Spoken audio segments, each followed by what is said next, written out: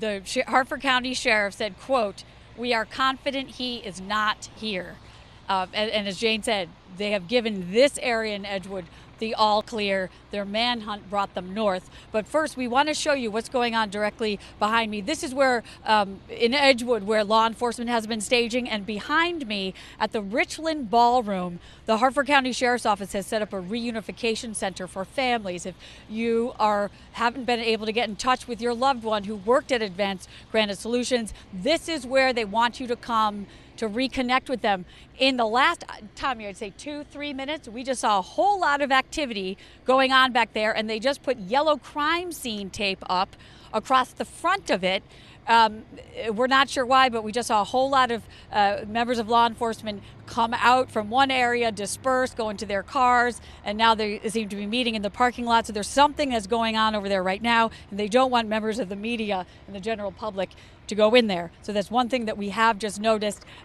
However, if you have a loved one you have not been able to get in touch with, if you're worried that they were injured or were possibly a victim of the shooting, they want you to come here to the Richland Ballroom. The Harford County Sheriff's chaplain is here. It's also being staffed with mental health professionals to help people who may need that at this time. One other thing, a little bit of information that I just got.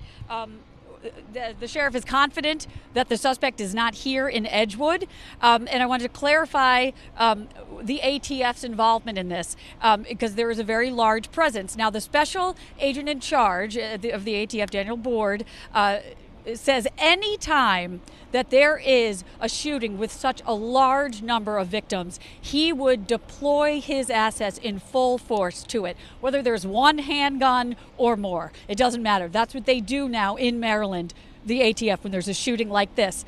But he also said that they have 2 full violent crime groups from the ATF deployed here, and that he has assets from Philadelphia and from DC, especially K-9 units that have been called up to help, and he said they are being deployed here in Maryland and in Delaware as well. There's the most information that he would give me. But as one friend said to me a few minutes ago, if a suspect has one handgun, there's no reason to believe he may not have 2 or 3 or more. So if there's a shooting with this number of casualties, the ATF is going to throw everything they have at it.